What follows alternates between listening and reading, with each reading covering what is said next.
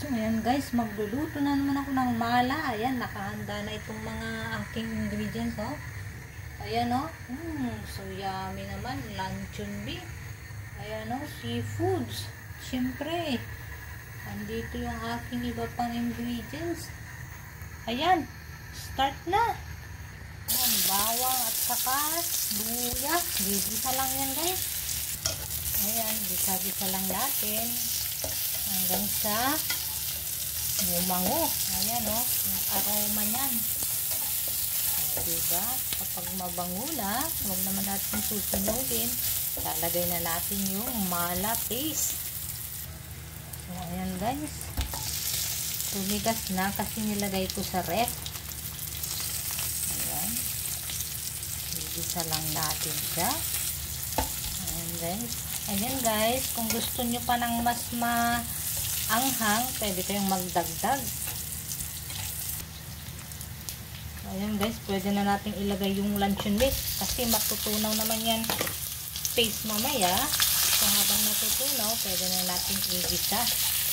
Ayan, make sure na low fire lang tayo para hindi masunog. Ayan, lagay na yung cheesecake. Lagay na rin yung boiled lotus root. Binoil ko muna yan guys. Ayan, imimix lang natin ng mabuti. Ayan guys.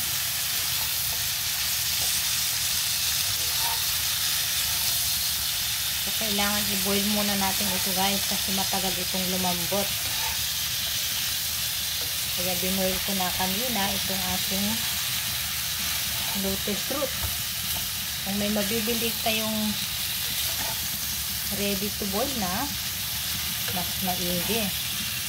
Ayan, kapag okay na, lalagay na natin yung ibang recado, bamboo shoot, labong.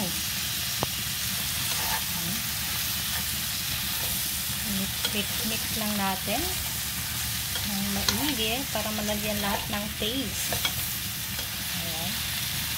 Pag magkulang ng lasa mamaya, pwede tayong magdagdag ng asin. Ayan guys, okay na. Okay na yan. Nalagay na tayo ng dumpling. Ayan. Magdagdag lang tayo ng konting tubig. Ayan. I-mix lang natin ulit. Ganito lang yan kasimple guys. Madali lang lutuin ito. Ayan.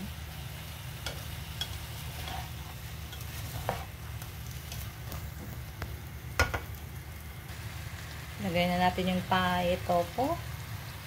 Siyempre, slice ko lang yan guys at saka binoil ko muna hanggang sa malambot.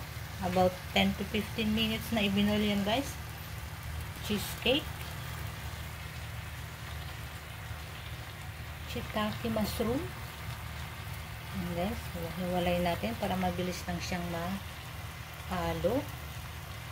Ayan guys, tunawin natin yung chicken stock. Natin ilagay.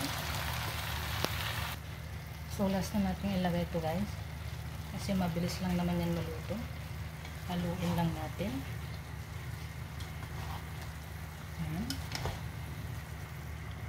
So ayan guys, luto na ang aking mala. So if you like this video guys, please subscribe, follow, and paki-like. So thank you guys for watching.